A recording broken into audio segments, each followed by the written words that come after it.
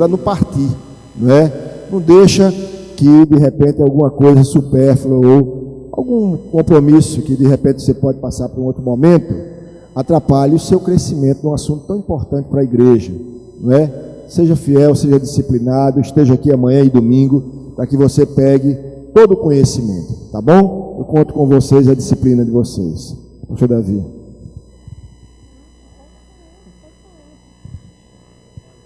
Queridos, a paz do Senhor.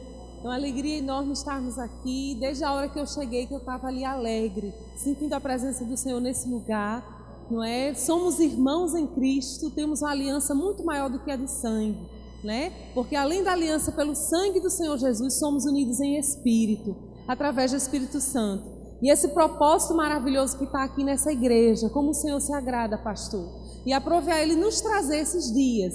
E como Deus, Ele é perfeito em tudo, Ele cuidou dos nossos filhos, providenciou pessoas para estarem com Ele, e que Deus possa, não é?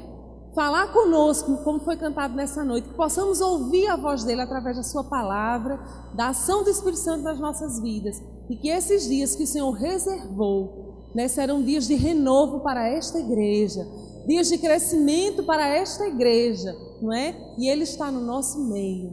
Amém? Amém. Graça e paz, queridos. Pode sentar. Eu não sei se é possível apagar essa luz só aqui de cima, até para facilitar a visualização. Ah, tá filmando. Não, então pode manter aí, pode manter. Meus amados, como já foi dito, meu nome é pastor Davi. Eu sou irmão do Levi, cunhado aqui da Isabelle, casal tão querido por todos nós. Nós moramos em Natal, Cidade do Sol, aqui pertinho de vocês.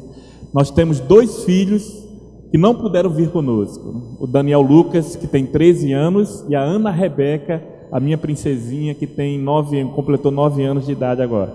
Não puderam vir, ficaram com os avós, com minha cunhada, mas graças a Deus por estarmos aqui.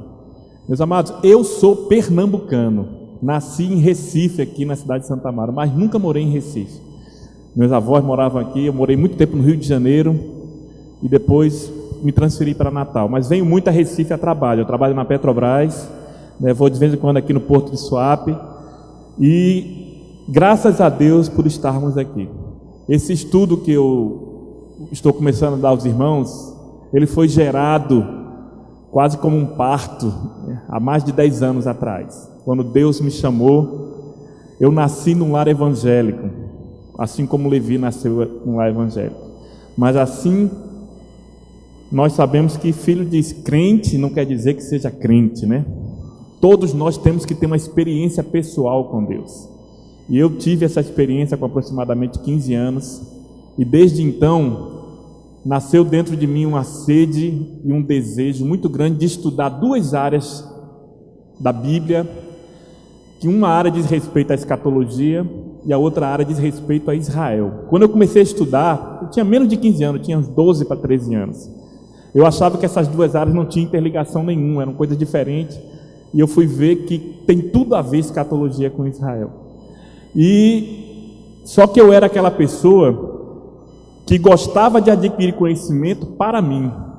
Então imagina só uma pessoa que desde os 12, 13 anos estuda um assunto, mas eu nunca tive interesse em repartir este conhecimento que Deus tinha me dado com outras pessoas. Eu achava o seguinte: não, cada um estude o seu. E Deus sempre me cobrava isso.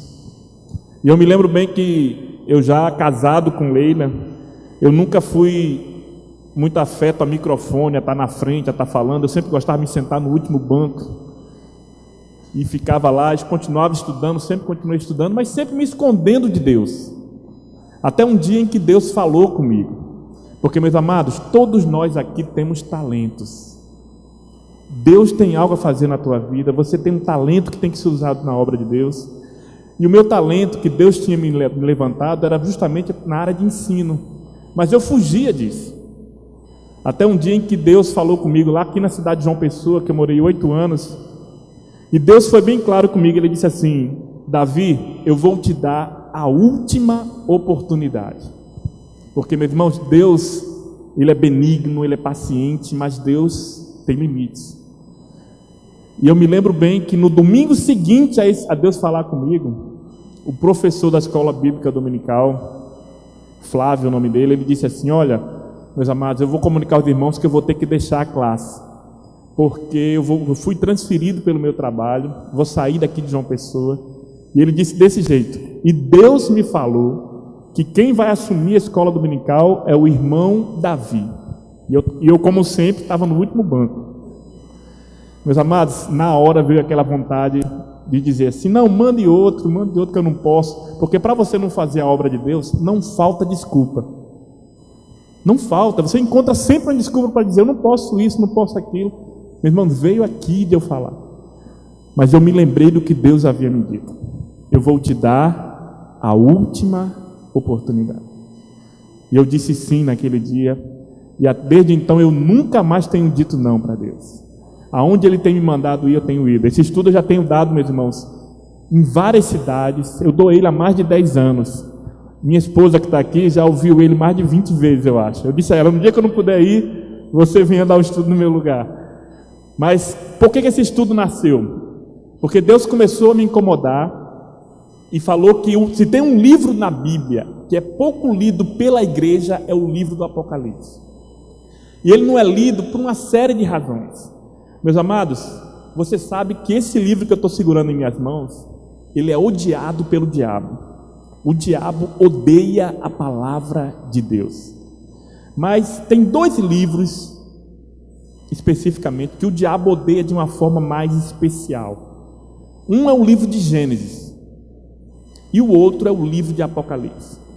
E por que o diabo odeia o livro de Gênesis? Porque o livro de Gênesis mostra como ele atua, mostra o início de todas as coisas. Como é que o diabo ataca o livro de Gênesis? Você já deve ter ouvido falar várias vezes. Essa história de Adão e Eva é a história da carochinha. Esse negócio de dilúvio, esse negócio de arca, esse negócio de pecado, isso é mito. O diabo tenta desacreditar o livro de Gênesis, e principalmente os 11 primeiros capítulos do livro de Gênesis. Meus amados, se os 11 primeiros capítulos do livro de Gênesis não aconteceram como está escrito, não tem razão de nós estarmos aqui. Ali nasceu o pecado. Ali mostra que todos nós nascemos em pecado. Agora, o livro de Apocalipse, como é que o diabo ataca o livro de Apocalipse? Ele diz o seguinte: é um livro muito complicado. Uma vez o irmão chegou para mim na igreja e disse: pastor, eu fui perguntar ao meu pastor uma dúvida do livro de Apocalipse. E o meu pastor disse assim: meu irmão, não leia esse livro não. Não leia não, porque é muito complicado. Vá ler os evangelhos, vá ler. E tem gente que faz isso, lê de Mateus a Judas, e não lê o livro de Apocalipse. E foi mediante isso que Deus começou a me incomodar e disse: você vai preparar um estudo desse. Porque, meu irmão, se tem um livro na Bíblia que a própria Bíblia diz que é bem-aventurado aquele que lê, é o livro de Apocalipse, você sabia? É o único livro na Bíblia que a Bíblia diz assim: bem-aventurado aquele que lê esse livro. Então eu vou começar esse estudo dando uma boa notícia para você. Você é uma pessoa bem-aventurada por estar aqui nesta noite. Agora, a palavra bem-aventurada na Bíblia não é uma felicidade qualquer. Sempre quando a Bíblia usa a expressão bem-aventurado, é aquela pessoa que é feliz porque recebeu bênçãos de Deus. Agora o livro diz o seguinte: bem-aventurado aquele que lê, aquele que ouve e aquele que guarda. Então, meus amados, nós vamos iniciar aqui o estudo desse livro. Você pode fazer esse estudo aqui, eu costumo dizer que você pode estudar esse seminário que nós estamos fazendo aqui de 4 maneiras diferentes. Você pode fazer ele a pé, andando por cada versículo. Aí eu teria que ficar 1 ano com vocês aqui. O pastor aqui me aguentar aqui 1 ano para eu ficar aqui. Você pode fazer esse estudo de carro, um carro bom aí que você possa passar pelos capítulos do livro de Apocalipse. Você pode fazer esse estudo de helicóptero e você pode fazer esse estudo de avião. Eu dei uma vez esse estudo de avião. Foram os 22 capítulos em um momento. Eu nunca mais faço isso. Eu nunca mais faço isso porque não é produtivo nem para mim nem para vocês. Então eu preciso de no mínimo 3 momentos para a gente conseguir dar ele de helicóptero. Como é que é de helicóptero? De helicóptero é o seguinte: nós vamos fazer um sobrevoo no livro de Apocalipse. Em alguns momentos nós vamos pousar. Você vai descer comigo, a gente vai passar mais tempo. depois nós vamos subir de novo e vai ser uma panorâmica, porque o objetivo desse estudo aqui não é fazer com que você saia daqui PhD em Apocalipse, que não tem ninguém que é PhD em Apocalipse. Até hoje eu estudo esse livro e aprendo cada vez mais, mas é que esse livro não seja mais uma coisa tão difícil para você. Se você vier todos os 3 momentos que nós vamos estar aqui, eu não tenho dúvidas disso, que o livro de Apocalipse vai ser uma revelação de Deus para você, assim como está escrito aqui que é. Meus amados, se você cumprir o que o livro diz, seguir as regras de hermenêutica e de interpretação, esse livro é um livro maravilhoso, e é um livro que foi escrito para a igreja. Você nunca você vai ver isso aqui. O William Bonner e a outra apresentadora lá, que eu esqueci o nome dela, Patrícia, poeta, nunca você vai ouvir ela abrir o Jornal Nacional dizendo assim, ó, acabou de se cumprir uma profecia do Apocalipse. Ela nunca vai dizer isso. Ela pode até falar de uma profecia de Mãe de Ná, de um astrólogo, de não sei o quê. Sabe por que ela nunca vai citar o Apocalipse? Porque o Apocalipse foi escrito para você, querido, para a igreja. E nós não podemos negligenciar o estudo desse livro. Esse livro é altamente atual. Se tem uma igreja que viveu, que vive hoje, que tem que estudar esse livro, é a nossa. Porque estudar o livro de Apocalipse no século 3, 4, 5, realmente eu digo a vocês, era muito difícil. Mas hoje, o mundo em que eu e você conhecemos, tudo que está aqui é perfeitamente possível acontecer, e nós vamos mostrar aqui. Esse estudo aqui tem mais de 240 slides. Tem vídeos aqui, eu não sei se vai dar para a gente passar todos. Eu vou ficar em sincronia com a Camila aqui, porque geralmente eu dou esse estudo eu mesmo controlando aqui os slides. Mas não foi possível aqui, então eu vou ficar passando com ela. Pode passar, Camila. Eu gosto de começar esse estudo com esse versículo aqui, que não é de Apocalipse, mas é um versículo que explica bem o que é profecia. Meus amados, a Bíblia é um livro eminentemente profético. A Bíblia contém aproximadamente 28% de profecia. Existem mais de 1000 profecias na Bíblia, você sabia disso? E uma grande parte delas já cumprida. Se você não gosta da profecia, você está abrindo mão de quase 1/3 da Bíblia. E como o pastor disse aqui, o pastor Marcos, eu desde já agradeço, pastor, a confiança que o senhor tem em estar me colocando de frente da igreja. Eu sou pastor também, sei o que é a responsabilidade de dirigir uma igreja e você colocar uma pessoa para ministrar diante da igreja. Então, eu agradeço a confiança, né, e que o Espírito Santo possa estar me ajudando aqui a estar ministrando diante de vocês e falar aquilo que vocês precisam ouvir em relação ao livro de Apocalipse.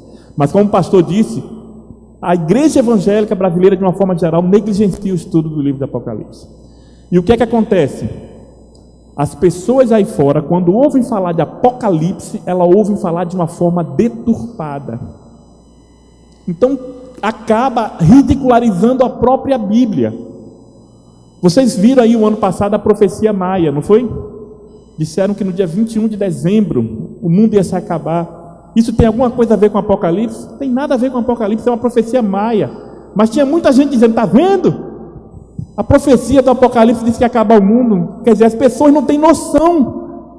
E nós, meus irmãos, muitas vezes que estamos dentro da igreja também não temos noção do que esse livro representa, do que esse livro quer dizer para nós. Então esse versículo de 2 Pedro diz o seguinte, ó, e temos ainda mais firme a palavra profética, a qual bem fazeis em estar atento, como a uma candeia que alumia em lugar escuro, até que o dia amanheça e a estrela da alva surja em vossos corações. Profecia, meu querido, é você andando no escuro com uma candeia na mão. E você vai andando e a palavra de Deus vai revelando a você o futuro. Você não vai ter toda a revelação de uma vez só, como se você acendesse todas as luzes da sala. Não, a profecia, porque a revelação de Deus ela é gradativa e progressiva e contínua. Deus tem um plano para este mundo. O plano, meu querido, começou lá no Gênesis. O livro de Apocalipse está inserido dentro do plano de Deus. Por que muita gente acha o livro de Apocalipse complicado? Porque ele quer estudar o livro de Apocalipse, só o livro de Apocalipse. O livro de Apocalipse é o livro mais interligado com todos os livros da Bíblia, você sabia disso? Então você nunca vai entender o livro de Apocalipse se você estudar só ele. Você tem que ir para o dicionário. Você sabia que o livro de Apocalipse tem um dicionário? Eu vou dizer aqui o dicionário de Apocalipse: Gênesis, Sofonia, Daniel, Zacarias, Jeremias. Muitos dos símbolos que você vai encontrar no livro de Apocalipse, você vai encontrar nesses dicionários. Então eu tenho que me socorrer, porque a Bíblia é um livro completo, meu querido. Aqui está toda a revelação de Deus para o homem. Amém? Pode passar. Isso aqui, gente, é só uma introdução para vocês terem uma noção de alguns conceitos que são importantes para estudar, não só Apocalipse, mas profecia de uma forma geral. Pode passar, meu querido. Gente, profecia, quando você está diante de uma profecia, você tem que ver se ela é uma profecia do passado, do presente e do futuro. Você sabe que Jesus já veio ao mundo. E a Bíblia é repleta de profecias em relação à sua primeira vinda. Então tem profecias, por exemplo, Zacarias diz que Jesus ia entrar em Jerusalém montado em um jumentinho. Aí quando você lê Zacarias, você vê exatamente, aconteceu exatamente. Só que se você continuar lendo o texto de Zacarias, você vai ver que tem uma parte que ainda não se cumpriu. Então tem profecias que se cumpriram e tem profecias que ainda vão se cumprir. E tem profecias que estão se cumprindo hoje. Quer ver uma profecia que se cumpriu nos nossos dias? Tem uma profecia em Isaías 61:8 que diz que Israel ia nascer com dores de parto. E quem nasceu aqui antes de 1948 viu isso acontecer. Uma profecia bíblica se cumprindo nos nossos dias. Então, meu querido, o livro de Apocalipse é um livro que tem profecias que em sua quase toda a maioria vão se cumprir no futuro. É o que nós vamos estar estudando aqui. Outra coisa, isso aqui é muito importante. Muita gente boa confunde isso aqui, gente. Você tem que saber a quem a profecia se destina. Eu não posso pegar uma profecia que é para a igreja e eu dizer que é para Israel. Uma profecia que é para os gentios eu dizer que é para a igreja. Então, quando você está diante de um texto profético, você tem que perguntar ao texto: a quem se destina isso aqui? Existem muitos irmãos nossos evangélicos que eles interpretam os textos proféticos de uma forma alegórica e simbólica. Então, para eles, Israel deixou de ter aliança com Deus no momento que rejeitou a Cristo. Então, as profecias que dizem respeito a Israel, eles transferem para a igreja. Você já deve ter ouvido esses termos aqui: Israel de Deus. Nós somos o Israel de Deus. Então, tudo de bom que tem para Israel no futuro, eles dizem: não é para Israel não, é para a igreja. Nunca faça isso. A Bíblia tem profecias para a igreja e a Bíblia tem profecias que ainda não se cumpriram em relação a Israel. Pode passar o último ponto aqui. Não, pode passar aqui. Olha esse versículo aqui, ó. Portai-vos de modo que não deis escândalo nem aos judeus, nem aos gentios, nem à igreja de Deus. Pode passar. E essa aqui talvez seja a mais importante, que você não deve esquecer. Quando você estiver diante de um texto profético, você tem que definir ele, se você vai interpretar ele de forma literal ou de forma simbólica. Aqui é que está a grande confusão. Quando é que eu interpreto de forma literal? Quando é que eu interpreto de forma simbólica ou alegórica, ou espiritual, ou qualquer coisa que seja? Primeiro, o que é uma interpretação literal? O livro de Apocalipse, meus queridos, ele apresenta 4 blackouts do sol. Ou seja, quando você lê o livro de Apocalipse, você vê que o sol vai escurecer 4 vezes. Se eu sou da linha que interpreto literalmente, eu vou dizer que esse sol que vai escurecer é esse sol que você vê toda manhã aqui. Ou seja, isso é uma interpretação literal. Agora, se eu sou adepto da interpretação simbólica ou alegórica, eu vou dizer o seguinte: não, esse sol não é o sol. A Bíblia está falando que o sol vai escurecer, mas não é o sol. É um rei que vai ficar doente. Vocês estão entendendo? Eu estou dando uma suposição aqui. Então, gente, quando você está diante de uma interpretação que você vai usar, que é um símbolo, não é você que diz qual é o significado desse símbolo. É a Bíblia que diz qual é o significado desse símbolo. O grande problema é esse. Eu converso com muitos colegas meus que estudam escatologia, e eles chegam e ele usa muito essa expressão: ah, eu acho que é isso. Meu querido, eu respeito muito o que você acha, mas o que você acha não vale muita coisa. O que vale é o que a Bíblia diz. Quando a interpretação é literal, não tem dúvida nenhuma, todo mundo entende. Quando a interpretação é simbólica, você tem que se debruçar sobre o texto para entender o que o texto está querendo lhe dizer. E fica fácil de você ver que é simbólica quando é literal. Quando é uma coisa que você nunca viu, que nunca aconteceu, aí você diz, não, isso aqui é um símbolo. Né? Então tem várias passagens. O capítulo 1 de Apocalipse já está cheio de símbolos. O livro de Apocalipse é um livro que tem muitos símbolos. Mas todos os símbolos que você vai estudar, você tem que estudar à luz da palavra de Deus. Vocês entenderam isso, gente? Vamos para frente então, pode passar. Bom, pode parar aí. Essa previsão, queridos, foi dita no século XVIII. Depois eu vou mostrar a vocês quem foi que falou essa frase aqui. Por volta do tempo do fim, um grupo de homens se levantará e voltará a sua atenção para as profecias, insistindo em sua interpretação literal em meio a muito clamor. Queridos, um conselho de quem já estuda isso aqui há mais de 25 anos: dê preferência para a interpretação literal. Por que eu digo isso? Porque a esmagadora maioria das profecias bíblicas que já se cumpriram literalmente. As profecias com respeito à primeira vinda de Cristo se cumpriram de forma literal. Bom, se em relação à primeira vinda se cumpriu de forma literal, por que em relação à segunda vinda vai ser simbólico? Então a Bíblia diz lá em Miqueias que ele ia nascer em Belém. Jesus nasceu onde? Em Belém. Em Zacarias 9 diz que ele ia andar num jumentinho. Ele andou em jumentinho. E várias outras passagens proféticas dizem e se cumpriram de forma literal. Agora, preste bem atenção no que eu estou dizendo. Dê preferência. Você não vai interpretar sempre de forma literal. Quando o texto indicar que não pode ser literal, aí você vai procurar a interpretação simbólica dele. Pode passar. Olha só quem disse essa frase. Essa frase foi dita por Isaac Newton. Você estava pensando que era algum grande teólogo, né? Não. Isaac Newton, ele amava a profecia. Você sabia disso? Inclusive, os últimos anos de vida da vida dele não foram dedicados para estudar física. Isaac Newton tem um livro, um comentário sobre o livro de Daniel e Apocalipse. Eu tenho esse comentário dele. Porque Isaac Newton, um homem que é tido como um dos maiores cientistas físicos de todos os tempos, ele sabia valorizar a profecia bíblica. E ele dizia no século XVIII, por que eu destaquei o século XVIII? Porque no século XVIII, a maioria das igrejas interpretavam a Bíblia de forma alegórica ou simbólica. E você vai entender mais na frente o porquê disso. Tem muito a ver com quando a igreja passou a ter o domínio do Estado, né? No século IV, Constantino, vocês conhecem bem a história. Então eles achavam que o reino de Deus estava chegando. Então eles achavam que o reino de Deus ia chegar de uma forma espiritual.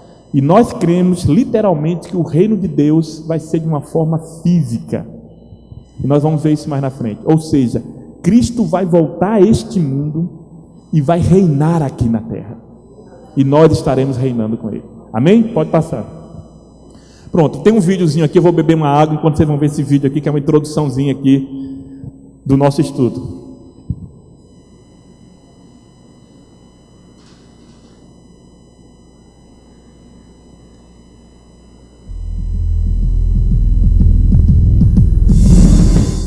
A humanidade sempre esteve preocupada com o futuro.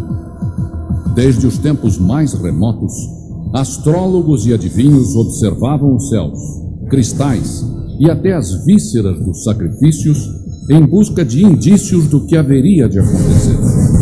Conhecer o futuro sempre foi a grande sede do homem. O homem moderno não é exceção. Todos os dias, milhões de pessoas em todo o mundo consultam horóscopos, procuram videntes, jogam búzios, leem cartas de tarô, tentando determinar o seu futuro pessoal. Apesar dessa procura, a maioria das pessoas não tem nenhuma certeza em relação ao futuro. Mas uma coisa é certa: nunca na história da humanidade o mundo enfrentou uma situação como esta. A decadência caracteriza não somente a política, economia, moral e a própria educação, mas também o nosso lado espiritual. Nunca na história foi viável a destruição total do homem pelo próprio homem, mas isso se tornou uma terrível realidade em nossos dias. Em nossa geração, temos visto o surgimento da bomba de nêutrons, foguetes de longo alcance, guerras nas estrelas, clonagens, descobertas científicas e a AIDS.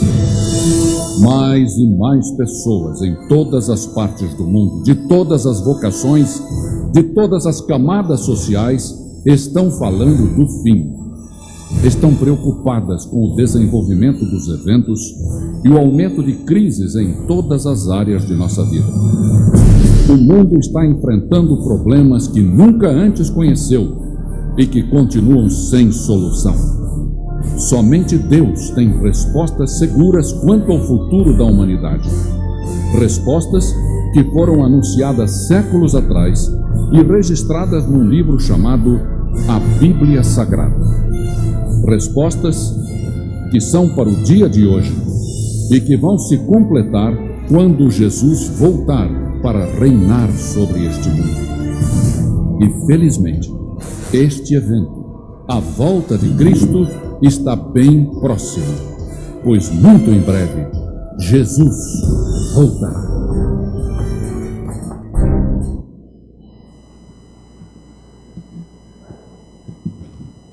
Bom, meu querido, antes de nós entrarmos no estudo, pode passar. Nós não entramos ainda no Apocalipse, né? A gente está só na introdução aqui. Eu tenho algumas premissas aqui que eu quero destacar aqui. Primeiro é com relação a perguntas. Eu já tive várias experiências com relação ao seminário e eu sei que você vai ter muitas dúvidas na hora que eu estiver falando aqui. A coisa mais normal é você ter dúvidas, se você querer tirar a sua dúvida. Só que se eu for parar toda vez aqui para responder uma pergunta ou tentar responder, pode ser que eu não saiba a resposta, vai perder o fio da meada e também o tempo pode ir embora. Então, o que é que eu tenho feito por onde eu tenho andado? Assim que você tiver uma dúvida, você vai anotar no papel a sua dúvida. Não deixe passar não, anote no papel a sua dúvida. Agora a dúvida tem que ter a ver com o que vai ser falado aqui. Porque tem gente, por exemplo, que está cheio de querendo fazer perguntas sobre o 666, sobre o anticristo, sobre a besta, sobre o milênio. Nós vamos chegar lá, mas não vai ser hoje. Então você vai fazer perguntas sobre o que vai ser falado aqui. E amanhã, quando eu começar o estudo amanhã, eu vou começar respondendo as perguntas que porventura surjam. Pode ser que ninguém tenha nenhuma dúvida e não pergunte nada, tá certo? Então você anota a pergunta aqui e você entrega no final aqui para Levi aqui, que ele passa para mim, tá certo? Se quiser se identificar, se identifica, senão não precisa se identificar. Agora a pergunta é bom que tenha a ver com os assuntos que estão sendo abordados até o capítulo que eu estou dando. Eu pretendo terminar hoje, parar hoje no capítulo 7, se Deus permitir. Eu estou com o tempo, controlando o tempo aqui, que meu maior inimigo hoje é o tempo, né? Não só o tempo, mas como Satanás também, que Satanás odeia quando a gente vai dar esse estudo. Se eu contar a vocês o que já aconteceu comigo, com minha esposa, já aconteceu de o carro bater na hora que eu estou indo para o estudo, de o data show queimar, é uma série de coisas que acontecem. Tem um mundo espiritual, meu querido, ele trabalha, você não vê, mas ele trabalha. Então, a gente sempre está orando para que Deus possa estar nos abençoando, porque não é fácil fazer esse trabalho, mas eu faço e sei que Deus se agrada dele. Outra coisa, vocês vão ver aqui, gente, muitas figuras. Vocês estão vendo já uma aí, ó, o apóstolo João na ilha de Patmos. Eu gosto sempre de fazer essa observação. Por que eu uso figuras? Tem um ditado chinês que diz que uma imagem vale mais do que 1000 palavras. Agora, por favor, não se prenda à imagem achando que é assim. Eu vou levar vocês para verem o trono de Deus aqui. Mas só que isso aqui é uma representação do artista, tentando colocar numa imagem o que a Bíblia diz. E é impossível. Porque tudo que João viu, vocês vão ver, é semelhante, é parecido. Então não tem como você descrever isso numa foto, numa imagem, não tem. Você vai estar diante do trono de Deus, você vai ver exatamente como é. Então não se prenda às figuras achando é exatamente daquele jeito. Outra coisa, algumas dessas imagens aqui, a maioria delas eu peguei da internet de domínio público, mas tem algumas delas que eu peguei de uma professora americana, que ela não permite que as imagens sejam de domínio público. Eu vejo muita gente usando elas aí, né, mas eu não gosto de fazer isso. Então, na época eu passei um e-mail para ela, pedindo autorização para ela, para passar os slides dela. Não é muito comum se fazer isso não, mas eu gosto de fazer porque você não pode estar transmitindo algo que não é seu. Não tem nenhuma dessas imagens. Você vai ter algumas fotos minhas aí tudo, mas a maioria dessas imagens foi tirada da internet. Aí por que eu falo isso? Porque esse slide, essa projeção aqui em si, as pessoas vão me pedir cópia aqui. Eu dou cópia de tudo que eu tenho. Eu tenho vários estudos, meu querido, que Deus me chamou para a área de ensino, então eu tenho vários, de todos os estudos que eu tenho, eu disponibilizo todas as cópias. Você traz o seu pendrive, coloca aqui, você leva tudo. Agora esse eu não posso disponibilizar. Por quê?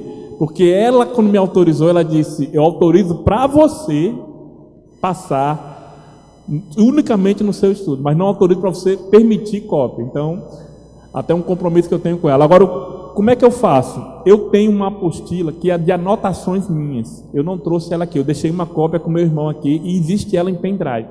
Na apostila você vai ver essas figuras em miniatura com alguns comentários meus. Não repare por erro de português não, que são anotações minhas, que eu fiz no computador, tudo. Então, essa tem 50 e tantas páginas. Essa está disponível para vocês podem usar. Inclusive vai ser bom para vocês refrescarem a memória do que vai ser falado aqui. Outra coisa aqui.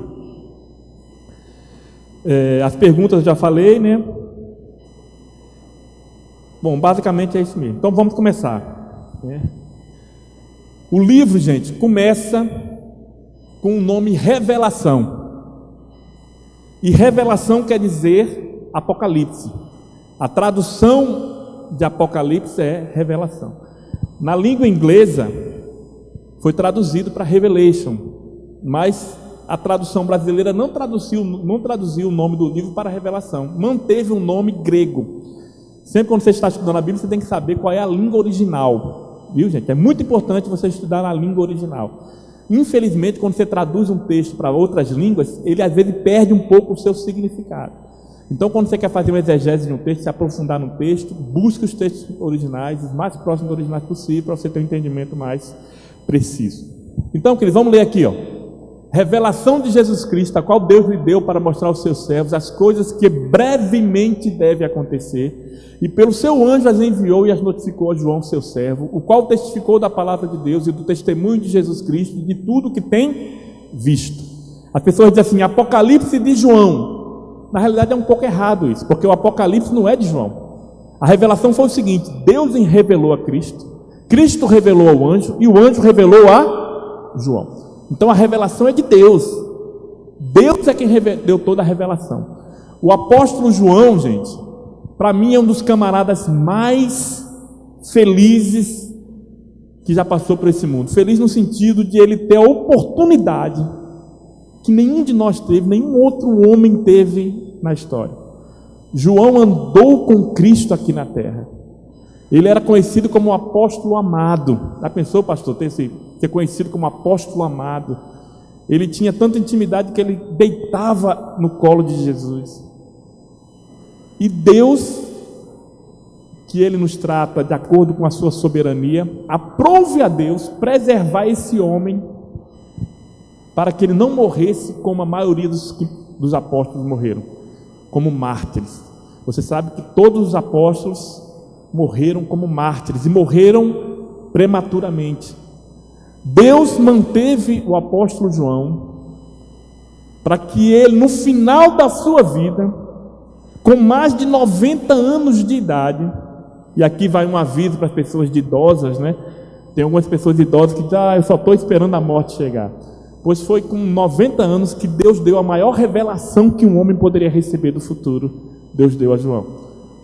E ele estava num momento muito difícil da vida dele, porque João estava exilado numa ilha de Patmos por causa da palavra de Deus e do testemunho de Jesus Cristo. E quando você está passando por sofrimentos, porque está pregando a palavra, meu querido, muitas vezes você fica se perguntando, Senhor, por que isso? Eu estou fazendo o teu trabalho, Senhor, e eu estou passando por tanta luta, por sofrimento, mas é assim que Deus trabalha. Porque às vezes no sofrimento Deus trabalha no nosso coração. Às vezes é no sofrimento que Deus quer revelar algo grande para a nossa vida. E foi nessa ilha, quando João achava assim, certamente ele estava pensando, pronto, eu estou aqui agora só esperando a morte chegar. E foi aí que Deus deu essa revelação para ele. E o texto continua dizendo, bem-aventurado aquele que lê e os que ouvem as palavras desta profecia e guardam as coisas que nelas estão escritas, porque o tempo está próximo. Gente, você viu aqui em cima, ó, brevemente devem acontecer, as coisas que brevemente devem acontecer, e o tempo está próximo. Isso foi dito há 2000 anos atrás. Se estava próximo há 2000 anos atrás, e hoje? Vocês vão ver ao final desse estudo que nós estamos vivendo os últimos minutos da igreja aqui na terra. Pode ser que eu não termine esse estudo. A linha desse estudo é uma linha pré-milenista e pré-tribulacionista. Eu vou interpretar isso aqui para quem não sabe. Pré-milenista é porque nós cremos que Jesus vai voltar a esta terra fisicamente para estabelecer o seu milênio, o seu reino de Deus aqui na terra. O Antigo Testamento está repleto de passagens se referindo ao reino de Deus. Reino de Deus, o reino de Deus, o reino de Deus está próximo. E esse reino de Deus, querido, é aqui na terra. Quando Jesus veio na sua primeira vinda, o Evangelho de João diz o seguinte: ele veio para o que era seu. Tem gente que bota no plural, não tá. Vai olhar o texto lá, está no singular. Ele não veio para os que eram seus, não. Ele veio para o que era seu. O que era dele? O reino. Aí o texto continua e diz assim: mas os seus não o receberam. Os súditos do reino era Israel. E Israel rejeitou a Cristo. Aí foi aberta a porta para que a igreja pudesse entrar. Aí você diz: a igreja entrou por acaso? Não. A igreja estava no plano de Deus antes da fundação do mundo. A igreja estava lá na aliança que Deus fez com Abraão. Abraão, queridos, a partir de Abraão se desenvolveu duas descendências. Uma descendência física, que é Israel, e uma descendência espiritual. Nós somos filhos de Abraão espiritualmente, que é através de Cristo que nasce a igreja. Amém? Pode passar. Aí vamos continuar aqui. Eu, João, que também sou vosso irmão e companheiro na aflição e no reino, na paciência de Jesus Cristo, estava na ilha chamada Patmos, por causa da palavra de Deus e pelo testemunho de Jesus Cristo. Está dizendo bem claro aí que ele foi preso e foi mandado para a ilha de Patmos, que é uma ilha que pertence hoje à Grécia. Se um dia você for fazer um passeio na Grécia, quiser fazer uma viagem no cruzeiro, tem uns passeios que param nessa ilha, que é conhecida como Palmosa, né? Essa ilha não tem nada. Ela é famosa hoje só porque lá foi o local onde Deus deu a revelação. É uma ilha vulcânica. Era uma ilha usada pelo Império Romano, assim como outras ilhas, para mandar exilado, para mandar gente que eles não queriam ver, né? E João foi mandado para lá porque certamente pensaram: esse homem está tão velho, então vamos mandar ele para lá para ele passar o resto das suas vidas lá. Eu fui arrebatado em espírito. É importante você entender isso. O corpo de João, o corpo físico dele, nunca saiu da ilha de Patmos. Ele foi arrebatado em espírito. E ele passa a relatar tudo aquilo que ele viu e ouviu da parte de Deus. No dia do Senhor, que é um domingo, né? E ouvi detrás de mim uma grande voz como de trombeta que dizia: o que vês, escreve-o num livro e envia-o às 7 igrejas que estão na Ásia: a Éfeso, a Esmirna, a Pérgamo, e a Tiatira, e a Sardes, a Filadélfia e a Laodiceia. Nós não vamos poder discorrer detalhadamente as cartas das 7 igrejas. Isso aí era um estudo só para isso, né? Nós vamos passar rapidamente aqui. Eu queria me prender isso aqui, ó. Quando a Bíblia fala em Ásia, você tem que prestar atenção no seguinte: existem 3 Ásias. Existe o continente asiático, que pega lá Japão, China. Existe a Ásia Menor, que é uma região que tem várias províncias. E existe a província da Ásia. Vocês entenderam? Por exemplo, teve uma vez que Paulo estava na Ásia Menor e ele dizia que queria ir para a Ásia. Como é que pode? Ele já está na Ásia, mas ele está se referindo ao seguinte: ele estava na Ásia Menor, ele estava na região da Galácia, que fazia parte da Ásia Menor, e ele queria ir para a província da Ásia. Então, essas 7 igrejas aqui, gente, elas ficavam dentro da província da Ásia. Hoje, se você pegar um mapa mundo de hoje, é a região da Turquia. Todas essas igrejas ficam hoje onde é a Turquia. É uma região, vocês sabem, que é toda muçulmana, né? Pode passar. Pronto, tá aí o mapa aí para vocês entenderem, tá vendo? Isso aqui, gente, é a Ásia Menor. Aqui é a província da Ásia. E tudo isso aqui que não está aparecendo aqui no mapa é o continente asiático. Você está vendo aqui as 7 igrejas, né? Para se situar aqui, Israel está aqui, ó, né? Aqui está Israel. né? E João era pastor, foi pastor de Éfeso muito tempo, né? E ele certamente nessa região foi preso e foi mandado. Pode passar aí, meu. E aqui fica a ilha de Patmos, ó. Essa ilhazinha aqui. Pode dar mais um toque aí. Pronto, eu vou ampliar isso aqui. Pode passar para ficar melhor de você ver. Pronto, aí fica melhor de você ver. E aqui está a ilha de Patmos. Pode passar aqui, vai. Deixa eu ver se ele. Pronto, a ilha de Patmos. Então, gente, João estava nessa ilha, recebeu a revelação. E Deus disse: escreve para as 7 igrejas da Ásia. Está falando da província da Ásia. E está na sequência aqui, ó, Éfeso, que é que está mais perto de Patmos, né? Aí o cavalo que ia levando a carta, ele saiu fazendo esse caminho: Éfeso, Esmirna, Pérgamo, Tiatira, Sardes, Filadélfia e Laodiceia. Fez uma volta aqui pela província da Ásia. Gente, deixa eu dizer uma coisa a vocês aqui. Quando vocês estão diante de profecia, você tem que levar em conta várias coisas. Porque você sabe que, por exemplo, o número 7 é um número que tem um significado na Bíblia. Assim como o número 3 tem um significado, o número 4 tem um significado. E é importante você entender isso. Tem muita gente que diz assim: o número 7 é o número da perfeição. Mas não só isso. O número 7 indica algo que é completo. A semana tem quantos dias? Então, depois do sétimo dia, você não vai para o 8º, você volta para o 1º e dá aquele ciclo novamente. Então, 7 é um número que indica completude. Então, quando Deus diz a João que ele escreve para 7 igrejas, ele está dizendo o seguinte: não é só para essas 7, é para todas as igrejas. Essas 7, elas representam algo. Agora deixa eu falar uma coisa para você que não é muito comum e não é aceito por todos. Foi uma coisa que eu não falei no início. Escatologia, gente, é muito difícil você encontrar pessoas que concordem com tudo.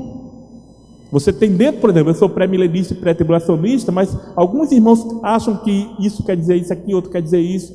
Cada um tem o seu pensamento.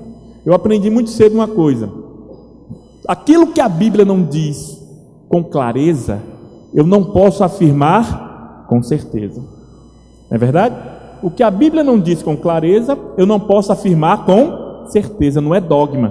Por que eu estou dizendo isso? Porque vai ter determinado momento aqui que eu vou dizer assim: meus irmãos, eu creio que é assim, mas pode ser que eu esteja errado, pode ser que você aí esteja certo.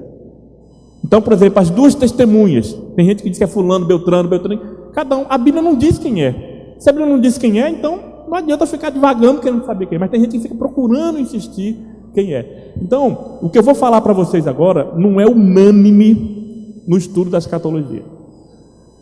Eu procurei levantar quantas igrejas existiam quando João recebeu a revelação do Apocalipse, né?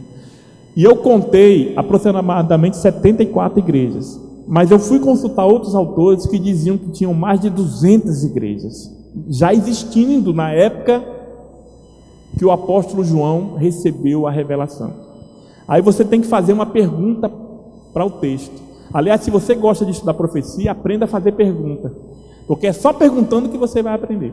Aí você pergunta: se tinha tanta igreja, por que foi só essas 7 que receberam a revelação da carta? Aí, gente, vai entrar o que eu creio aqui.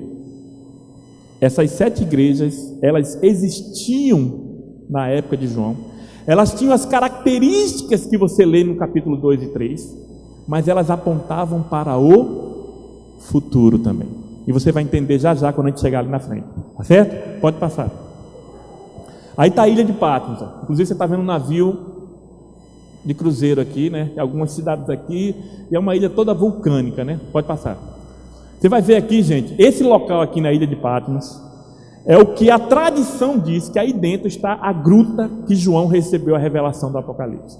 Quem já foi a Israel aqui, não sei quantos já foram aqui, né? Israel é muito comum isso, você vê, aqui aconteceu isso e tal, mas é tradição, você não pode dar certeza absoluta, né? Então você não pode afirmar absolutamente que foi aqui. Pode passar.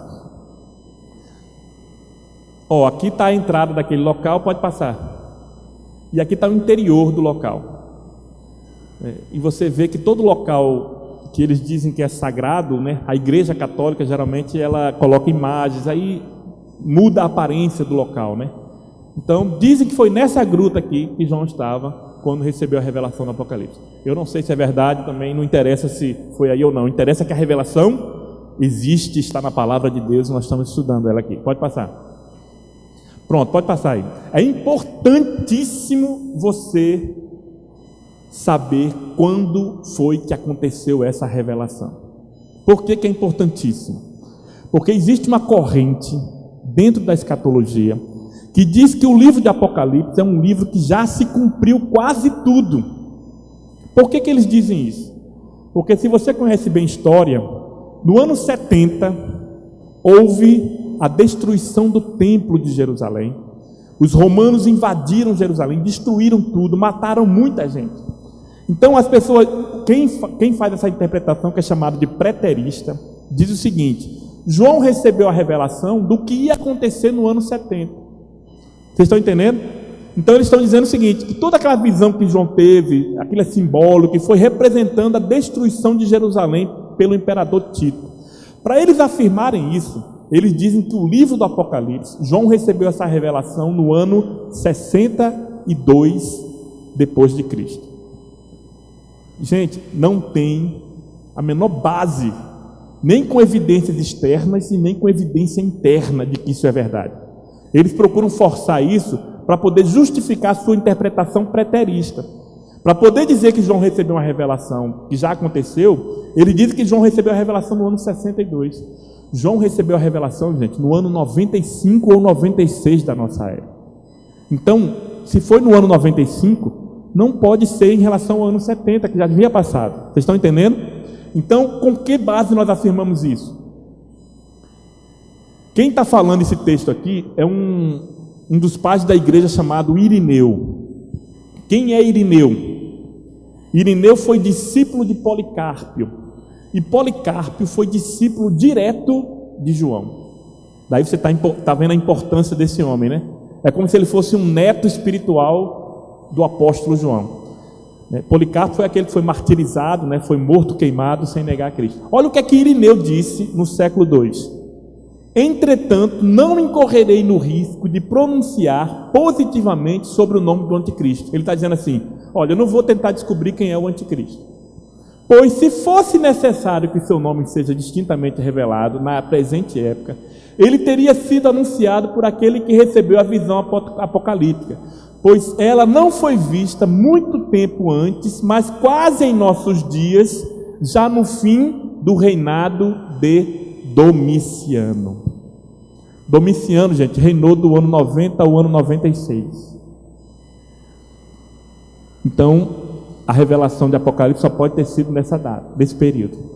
E ele está dizendo aqui que foi no fim do reinado de Domiciano. Pode passar. Evidências externas, pode passar. Gente, quem concorda com o período domiciano? São esses pais da igreja aqui, ó. Quem concorda com o período de Nero, que foi o ano de 64 a 67? São esses aqui. Inclusive são coisas mais recentes, tá vendo? O primeiro a levantar a hipótese de que foi no período de Nero, o imperador Nero, foi no ano 550. E os pais da igreja, desde logo cedo, sempre disseram que a revelação foi no período de Domiciano. Tá certo? Pode passar. Gente, pode passar mais um aí. Esse versículo aqui é o versículo chave para nós dividirmos o nosso estudo. Porque você tem que organizar o seu estudo. Quando você vai estudar alguma coisa, você não pode estudar. Eu não vou começar a estudar do começo, aí vou pular para o meio, depois vou lá para o fim, porque fica tudo atrapalhado. Aí olha só o que é que o versículo 1:19 diz. O anjo diz a João: escreve, pois, as coisas que viste, as coisas que são e as coisas que hão de acontecer. Aqui tem 3 tempos: passado, presente e futuro. Em relação a João, gente. Então vamos passar, e pode passar. O capítulo 1, gente, as coisas que João viu.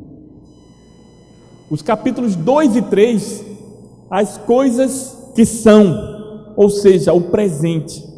Então deixa eu dizer a você uma coisa, nós estamos no capítulo 3 de Apocalipse. A nossa era é a era predominante da igreja de Laodiceia. E você vai se assustar aqui, mas eu vou lhe explicar como é que funciona isso. Aí pode passar. Capítulo 4 a 22, as coisas que hão de acontecer. Então, a grande parte do livro de Apocalipse é futura, ainda não aconteceu. Pode passar. O que é que aconteceu no capítulo 1? A visão de Cristo glorificado. Nos capítulos 2 e 3, a era da igreja, gente. No capítulo 4 a 19, período da tribulação. Capítulo 20, milênio. E capítulo 21 e 22, estado eterno. Está aí a divisão do livro de Apocalipse que nós vamos estudar aqui. Tá certo? Então, é um desafio e tanto que a gente tem aqui hoje. Porque é muita coisa para a gente ver em pouco tempo, né? Então, gente, está aqui. Nós estamos exatamente na era da igreja. E assim que terminar a era da igreja, começam as coisas que hão de acontecer. Outra forma de dividir o livro de Apocalipse é você dividir ele em os 7 setes. O número 7 está muito presente no livro de Apocalipse. E existem 7 setes. Olha só, pode passar, ó. Os 7 selos, as coisas que são, né, as 7 igrejas, os 7 selos, as 7 trombetas, pode passando. As 7 figuras chaves, as 7 taças, os 7 julgamentos da Babilônia e as 7 coisas novas que vão existir no estado eterno. Olha quantos 7 tem no Apocalipse, né? Mas nós não vamos estudar assim, dividido em 7, 7, 7, 7, não. Nós vamos estudar primeiro as coisas que viste, as coisas que são e as coisas que hão de acontecer. Aqui está uma visão geral do livro do Apocalipse, viu? Que nós vamos estar estudando aqui esses dias aqui. Pode passar. Então, gente, vamos começar então com o capítulo 1, a visão do Cristo glorificado. Pode passar. Pode passar aí. Eis que ele vem com as nuvens, e todo olho o verá, até mesmo aqueles que os traspassarem, e todos os povos da terra se lamentarão por causa dele, assim será o amém. Aí Jesus começa a falar dele mesmo. Aliás, no livro de Apocalipse é o único livro que Jesus fala dele mesmo. Porque você vê nos evangelhos ele dizendo assim: eu sou o pão da vida. Mas ele só fala isso: eu sou a luz do mundo, eu sou o caminho. Aqui em Apocalipse Jesus dá uma descrição detalhada de como ele é hoje. O livro do Apocalipse é o único livro que mostra Cristo como ele é hoje. Sabia disso? Eu sou o alfa e o ômega, diz o Senhor Deus, aquele que é, que era e que há de vir, o Todo-Poderoso. O livro do Apocalipse ele usa muitas expressões do Antigo Testamento para forçar você a ir lá no Antigo Testamento, porque o Antigo Testamento revela quem é Cristo, gente. Cristo está todo revelado no Antigo Testamento. Então ele usa algumas expressões aqui, ó.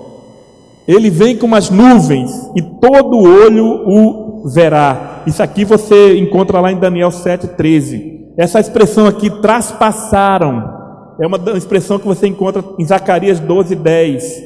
Essa expressão aqui, eu sou, é o eu sou lá do Êxodo, né? Quando Deus se revela como o eu sou.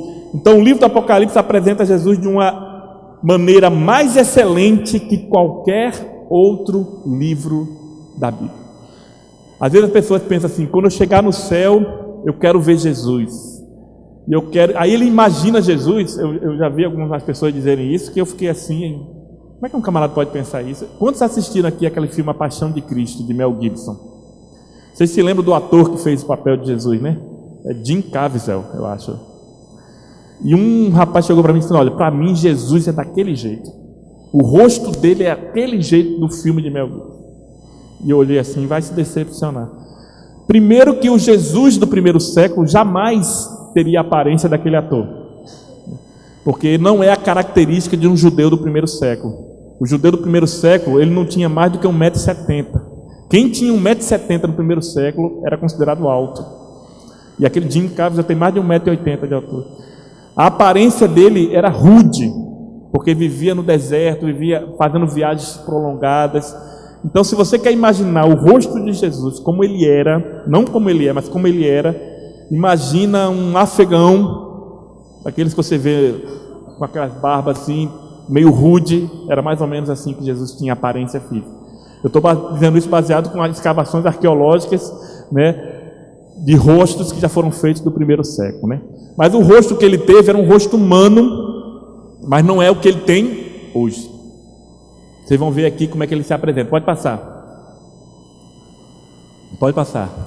Aí o capítulo continua. Aí João, voltei-me para ver quem falava comigo, e voltando-me vi 7 candelabros de ouro. Olha o que é que eu falei para vocês sobre símbolos. Vocês estão lembrados? Quando for um símbolo, você vai entender que é um símbolo. E às vezes o próprio texto dá o significado do símbolo. Se o texto não disser aqui, você vai encontrar em outro livro da Bíblia. Mas eu nunca vou dizer assim, eu acho que esse símbolo é isso. Eu não posso dizer isso. Então vamos lá. Aí João se volta para ver quem falava com ele e vê os 7 candelabros de ouro. E entre os candelabros, alguém semelhante ao Filho do Homem, e com uma veste que chegava aos seus pés, e um cinturão de ouro ao redor do seu peito. Sua cabeça e seus cabelos eram brancos como a lã, tão brancos como a neve, e os seus olhos eram como chamas de fogo, e os seus pés eram como bronze numa fornalha ardente, e a sua voz era como o som de muitas águas. E tinha em sua mão direita 7 estrelas, e de sua boca saía uma espada afiada de 2 gumes, e a sua face era como o sol quando brilha em todo o seu fulgor. Se parece com Jesus que veio aí há 2000 anos atrás? Não se parece.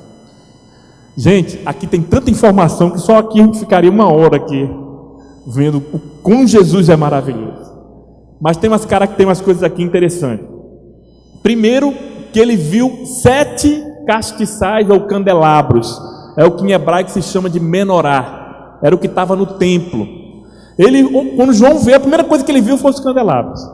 Aí no meio dos candelabros ele vê Jesus. Gente, o texto vai dizer lá na frente que esses candelabros representam as 7 igrejas. E eu disse a vocês que as 7 igrejas, elas representam todas as igrejas. Ou seja, Jesus está no meio da igreja. E ele começa a dar uma descrição de Cristo. Eu não vou entrar em detalhes aqui, porque senão o tempo vai embora. Mas Jesus está aqui com vestes que representam o sacerdócio e a realeza dele. Porque ele é rei e sacerdote.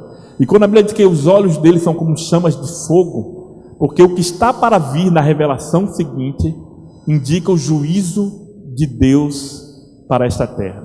E você só vai entender esse juízo quando nós chegarmos aqui, daqui a pouco, no capítulo 4 e 5 de Apocalipse. Quem não entendeu o capítulo 4 e 5 de Apocalipse, principalmente o capítulo 5, não vai entender mais nada para frente. Por isso que as pessoas aí fora só ficam, quando elas falam de Apocalipse, elas só pensam em coisa ruim. Todo mundo aí fora, Apocalipse, o cara pensa logo em desgraça. Apocalipse, meu querido, para nós é uma bênção. É uma revelação de Deus que é uma bênção. Agora, para aquele homem que anda longe de Deus, ele vai experimentar a ira de Deus sobre ele, que está guardada desde a fundação do mundo. Então, aí aqui também diz que ele tem na sua mão direita 7 estrelas, está simbolizado aqui, né? Cristo está segurando a sua mão direita 7 estrelas, e você vai ver lá na frente que essas 7 estrelas são 7 mensageiros. Algumas traduções chamam de anjos, né? Porque anjo é mensageiro. Mas nem sempre a tradução é anjo. Às vezes a tradução quer dizer mensageiro. Realmente, são pessoas, né? Pode passar. Pronto, aí você teve a visão do capítulo 1. Eu só queria fazer uma observação aqui. As 7 estrelas que você viu na mão direita de Cristo representam os anjos que estão à frente de cada uma das igrejas. O texto diz isso lá na frente. Aí você tem 2 interpretações, só tem essas 2 possíveis. Ou cada igreja tem um anjo celestial que fica tomando conta dela, aquele chamado anjo da guarda, ou o texto está se referindo ao pastor que está à frente da igreja, que é chamado de anjo do Senhor. E eu me filio a essa segunda opção. O que Jesus está vendo na mão o que João está vendo na mão direita de Cristo são os pastores que são colocados à frente das igrejas. Por que eu gosto de falar isso? Meus queridos, essa expressão que está na mão direita é que quem está no controle é Deus. Quem coloca e quem tira pastor é Ele. Porque Ele é o dono da obra. Eu digo isso porque às vezes eu vejo com muita tristeza algumas ovelhas, que eu não chamo de ovelha, eu chamo de bode, querendo, eu quero tirar esse pastor daqui, porque ele não está me agradando, não está falando o que eu gosto. Cuidado, porque o pastor não está na sua mão direita, está na mão direita de Deus. E Deus vela pela sua igreja. Quem está mais interessado na sua igreja, no crescimento da sua igreja, é o próprio Deus. Amém? Aí, gente, vamos agora para a era da igreja, capítulo 2 e 3. Aqui, gente, é uma visão da era da igreja.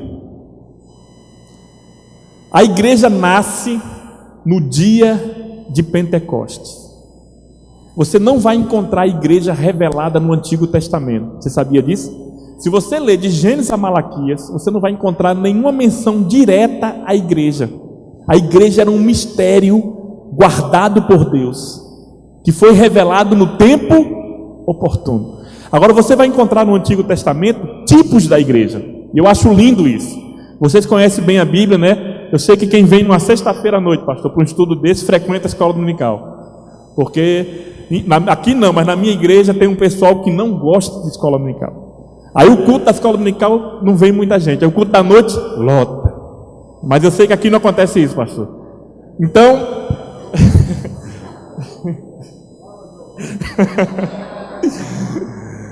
Você que conhece a Bíblia, você conhece a história de Jacó, com quem ele casou, não conhece? A Bíblia diz que Jacó amava quem?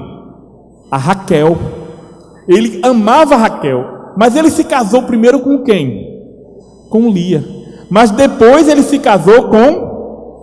Gente, entre esses três tem um tipo perfeito de Cristo, Israel e a igreja. A Bíblia diz que Jesus veio primeiro para quem? Para os judeus. Sabia disso? Quando ele veio a esse mundo, ele veio para Israel. Mas Israel não quis saber dele. Aí Jesus vai se casar primeiro com quem? Com a igreja. Nós somos a noiva do Cordeiro. Você é muito mais do que Israel é. Agora Deus tem um plano para Israel. Não que Deus vai casar com Israel, mas Deus ainda vai resgatar Israel.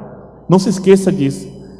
Tem muita gente que exclui Israel das profecias de Deus, mas a Bíblia é bem clara com relação a isso, gente. Existem profecias que ainda vão se cumprir com essa nação que está lá. Eu já estive em Israel 3 vezes. Pense num povo que não acredita em Cristo em hipótese nenhuma. Mas Deus diz que eles ainda vão voltar-se para Cristo. Os primeiros apóstolos, gente, que levaram o evangelho para que eu e você fôssemos alcançados, todos eles eram judeus. O evangelho começou 100% judeu. E hoje, os judeus não querem saber de Cristo. Mas Deus ainda vai ter uma aliança com eles. Mas a igreja, gente, nasceu no dia de Pentecostes. Então, você está vendo aqui a era da igreja. Quando é que termina a era da igreja aqui na terra? Quando é que termina? Quando a igreja for arrebatada. Essa expressão, gente, quer dizer assim, tirar com força, tirar rapidamente. É quando o ladrão vai assaltar você, ele tira tão rápido que você não vê, né? Foi arrebatada a sua carteira. Pois é assim que vai acontecer. A Bíblia fala isso. Então, gente, nós estamos vivendo, e aqui eu creio que nós estamos vivendo esse período final aqui da era da igreja. E esse período, gente, da igreja é caracterizado pelo aumento da apostasia. Você sabe o que é apostasia? É apostatar da fé, ou seja, você negar aquilo que um dia você creu. E a igreja, quando eu estou falando da igreja, eu gosto de separar isso. Existe a igreja invisível, que Jesus conhece cada um quem é, mas existe a igreja visível. Na igreja visível você vê joio, trigo, você vê todo tipo de gente. E você não sabe quem faz parte do corpo de Cristo realmente. Mas no meio desse povo, e nós temos visto várias igrejas surgindo, o Brasil tem sido conhecido como um país que está com um crescimento evangélico muito grande. Agora eu não costumo chamar de crescimento, eu costumo chamar de inchamento.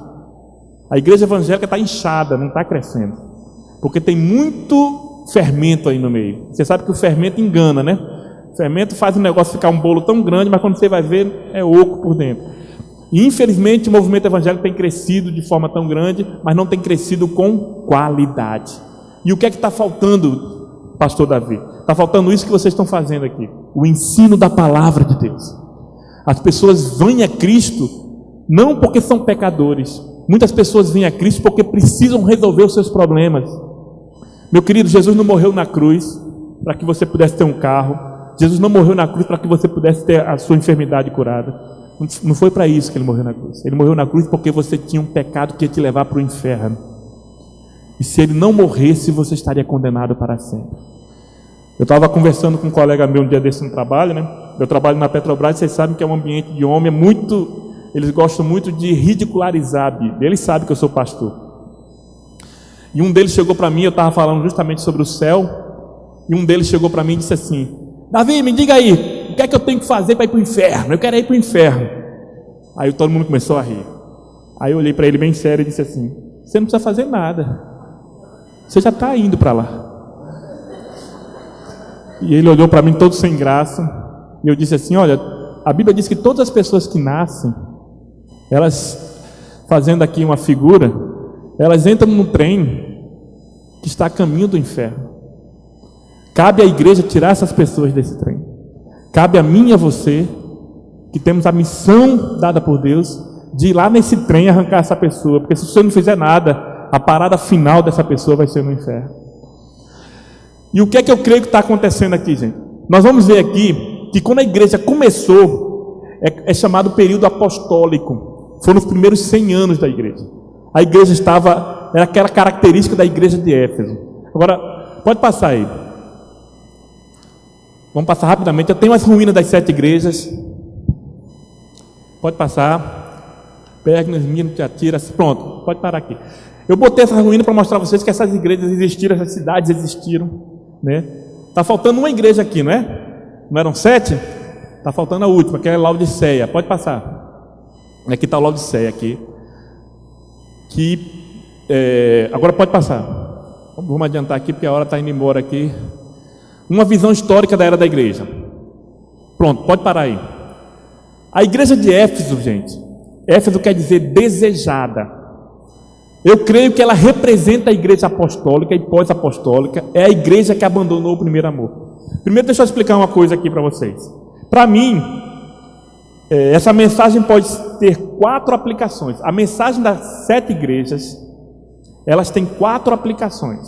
Primeiro, as 7 igrejas nos dias de João, ou seja, quando a Bíblia diz lá que a igreja de Éfeso, ela abandonou o primeiro amor, realmente aconteceu isso no ano 95. Vocês estão entendendo?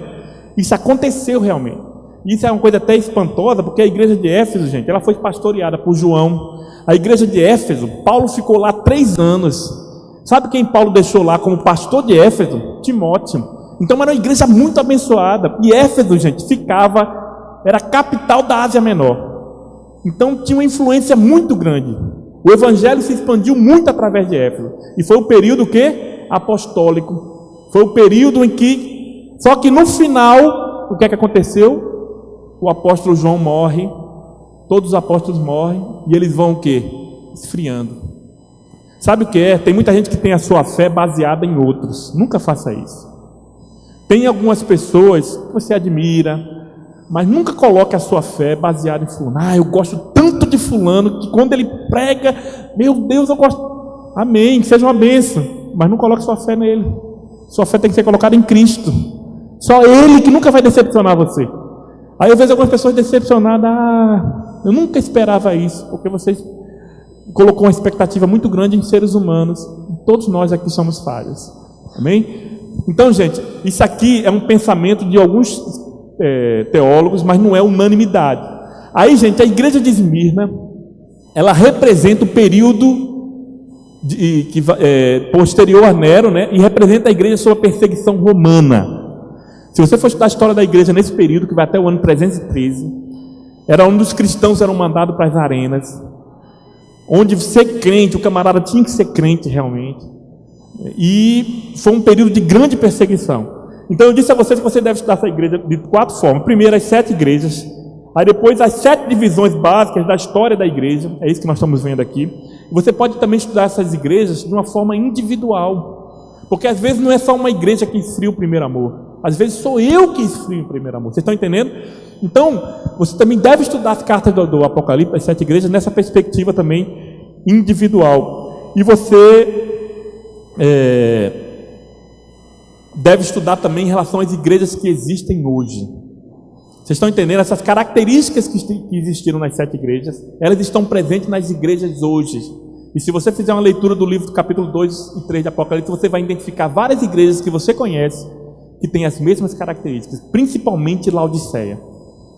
Quando eu começo a ver as igrejas que eu vejo hoje nascendo, eu só consigo enxergar Laodiceia, gente. Porque igrejas que valorizam bens materiais acima de todas as coisas, né? Mas vamos para frente. Pérgamo. Pérgamo quer dizer completamente casada ou torre edificada. Gente, o que é que aconteceu no ano 313?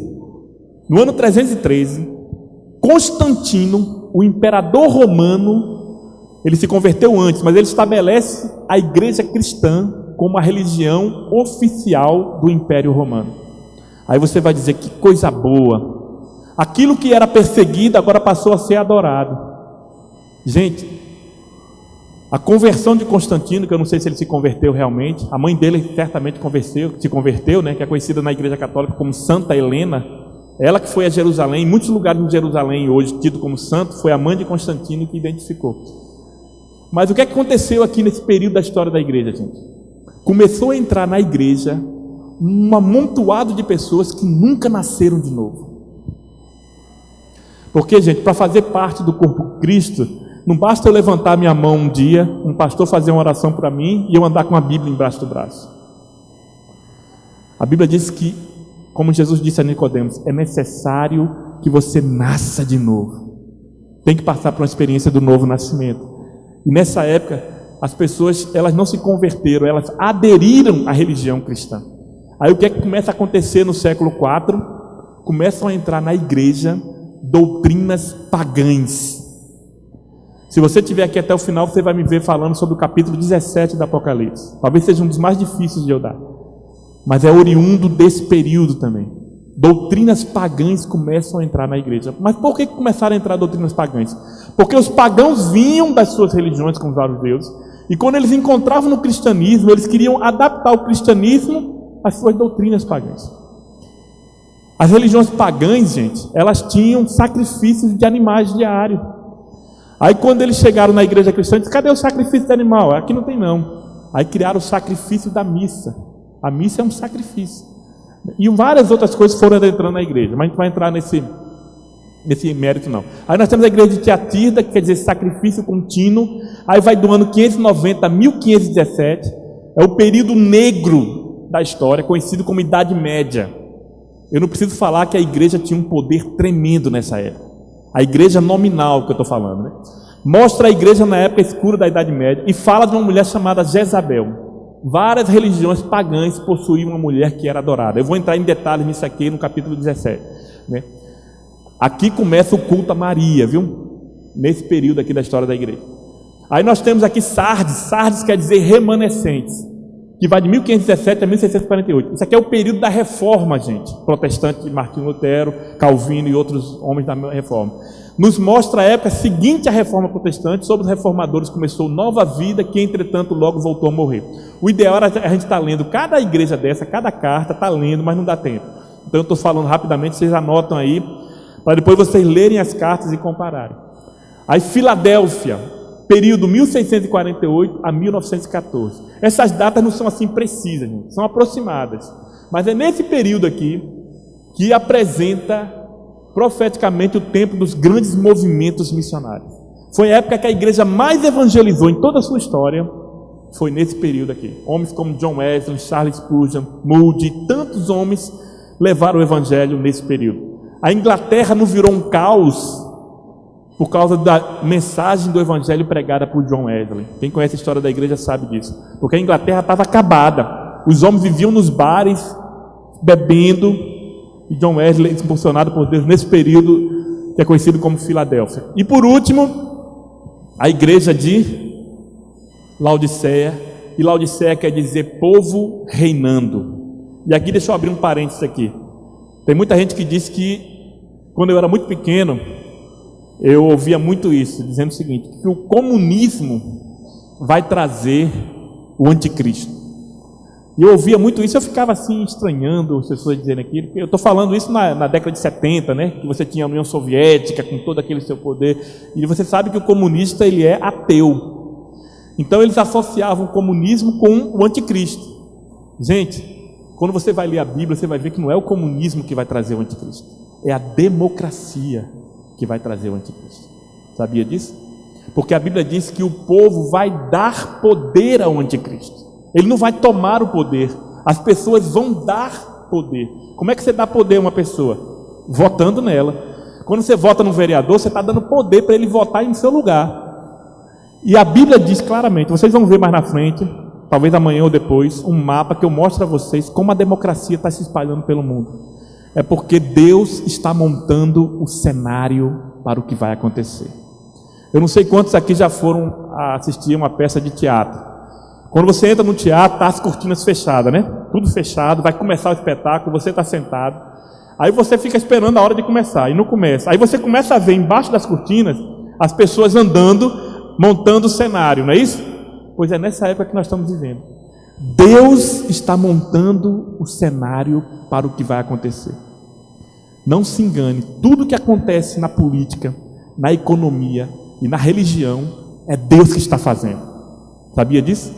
As duas torres caíram porque Deus está montando o cenário. O mundo mudou depois que as duas torres caíram. Vocês têm que entender isso, gente. Vocês estão vivendo num período da história da igreja que você tem que estar vendo a notícia internacional e comparando com o que a Bíblia diz. O mundo está se preparando em todas as áreas para o que vai acontecer. O que Apocalipse diz era impossível acontecer no século 5, 6, 7. Como é que o homem vai controlar todas as pessoas naquela época? Mas hoje isso aí é perfeitamente possível. Dá para você ver a dimensão da coisa, como nós estamos perto da volta de Cristo. Porque se eu estou sentindo que a tribulação está perto, a grande tribulação, e a igreja vai ser arrebatada antes, como nós cremos, então a nossa está mais perto ainda. E não dá mais tempo, meu querido, de você ficar pensando assim, eu não sei o que é que eu vou fazer na minha vida, se eu vou me comprometer com Deus. Nós estamos vivendo uma época que você tem que tomar uma decisão. É igual aquela história do cara que está em cima do muro, e ele fica em cima do muro assim, perguntando, do lado de cá eu vou para Deus, do lado de cá eu vou para o diabo. Aí ele fica, rapaz, para onde é que eu vou? Aí o diabo chega para ele e diz assim, o muro é meu. Você está entendendo? Você em cima do muro, você já tomou a sua decisão, meu querido. Laodiceia nos mostra a igreja nos tempos finais apostólicos da mornidão do materialismo. Laodiceia nos mostra a situação atual da igreja hoje. Aí você diz assim, pastor Davi, quer dizer então que só tem Laodiceia? Não. Pode passar aí, meu querido. Essas 7 igrejas, elas representam a época da igreja, mas elas existem hoje. Só que a característica mais forte de Éfeso foi no primeiro século. A característica mais forte de Esmirna foi nos séculos 2 e início do século 3. Vocês estão entendendo? A característica mais forte da igreja hoje é Laodiceia. Mas hoje existe Filadélfia. Claro que existe. Nós sabemos que tem pessoas fiéis. E o que é que Deus vai fazer? Aí pode tocar. Quando chegar o tempo de Deus, Filadélfia será arrebatada. E você, meu querido, que faz parte dessa igreja invisível que só o Senhor conhece, será levado aos céus. E quem vai ficar aqui? Vai ficar uma igreja apóstata, que vai ser a união desse aqui, tudinho que vocês estão vendo, e vão fazer uma adoração, promover uma adoração ao anticristo, que nós vamos ver. Gente, eu creio nisso aqui com absoluta certeza, como o sol vai nascer amanhã. Eu não tenho dúvida do que eu estou afirmando com vocês. Por que eu digo isso? Porque tem gente que começou a desacreditar na volta de Cristo. Já faz tanto tempo essa história. E até esse desacreditar na volta de Cristo é profeticamente dito. Por aumentar a iniquidade, o amor de muitos esfriará. O pecado, gente, leva a gente a se acostumar com a situação. Nunca se acostume com a iniquidade. Ela tem que fazer um mal a você tremendo. O que é que eu estou falando? Quando você vê uma coisa errada, gente, isso tem que causar uma indignação dentro de você. Se você se acostuma, tem 2 homossexuais ali se beijando, isso é normal. Não. Isso tem que causar uma indignação em você. Porque isso é pecado, isso afronta a Deus. E nós estamos vivendo num período, gente, que eu costumo dizer o seguinte, a igreja está sendo colocada no canto de uma parede. Você já notou que aonde você vê é pecado. Onde você olha, a iniquidade é corrupção, é roubo. Se você quiser ser uma pessoa correta, você é taxado de besta, de bobo. Porque a iniquidade já tomou conta de todas as áreas. Em todos os poderes, legislativo, executivo, judiciário, tudo está corrompido. Isso é um sinal de que a igreja está próxima de ser retirada deste mundo. E nós temos que estar preparados para isso. Pode passar. Gente, eu vou parar falar um pouquinho aqui de Laodiceia, porque tem algumas características aqui importantes. Pode passar. O que significa ser morno, gente? Eu elenquei 3 coisas aqui, né? Pode passar. Primeiro, em parte, a falta de compromisso da igreja nos tempos finais com o discipulado. A mordidão não leva mais nada a sério com relação ao Senhor, nem mesmo o pecado. Também se ficou morno em relação à volta de Cristo. Eu elenquei aqui 3 coisas que caracterizam mornidão. Mas existem outras. A igreja de Laodiceia é uma igreja morna. E a pior coisa é você ser morno diante de Deus. E o que Deus diz a eles, embora você, é melhor se você fosse frio ou quente, porque morno você vai ser vomitado da sua boca. Pode passar. Meus queridos, tem algumas características que eu separei também da igreja apóstola dos últimos dias. A doutrina de Balaão, que estava na igreja de Pérgamo. Isso aqui existe hoje, gente. Pode passar. Prosperidade fatal. Pode passar. Doutrina de Balaão, tenta introduzir o mundo dentro da igreja, sob a alegação de que esta não pode viver alheia à modernidade. Ela tenta comprometer a igreja, impregnando com a cultura e com os costumes do mundo, através dos ensinos falsos. Isso está adentrando as portas da igreja. É aquela história, isso não tem nada demais. Pastor, isso aí foi no século passado, pastor. Isso não é pecado mais não. Deixa eu te dizer uma coisa. A ideia de erro e pecado não varia para Deus, nem no tempo e nem no espaço. O que é que eu estou querendo dizer? O que era pecado há 2000 anos atrás, continua sendo pecado hoje. O que é pecado aqui, é pecado no Japão, na China, em qualquer lugar. Essa história de que esse é pecado lá, não é pecado aqui não. Deus não quer saber da cultura do povo. Ele tem compromisso com a sua palavra, meu querido. E eu não tenho que viver de acordo com a cultura, eu tenho que viver de acordo com o que a palavra de Deus diz que eu tenho que viver. Eu estou falando isso porque eu vejo muitas igrejas se adaptando à cultura. Adaptando isso aí, você ter a sua esposa e ter um caso aqui, isso aí não tem mais problema não. Tem igreja que aceita, contando que você seja dizimista, não pode faltar o dízimo. Quer dizer, se adaptando ao mundo, porque todo mundo faz isso, é normal, é pecado, e se continuar assim vai para o inferno. Essa é a mensagem que tem que ser dita. Mas as pessoas não querem dizer isso, preferem passar a mão, e quantas pessoas estão frequentando a igreja e estão indo para o inferno. Indo para a igreja todo domingo, não falta um culto, estão indo para o inferno, porque não foram confrontados com a palavra de Deus. Mas Deus vai cobrar dessas pessoas. Eu aprendi, queridos, quando eu vi alguns pastores deturpando a palavra em prol da prosperidade, eu tinha uma raiva tremenda daqueles homens. Deus me perdoe. Mas eu aprendi na Bíblia que não são eles os culpados, é o povo que gosta.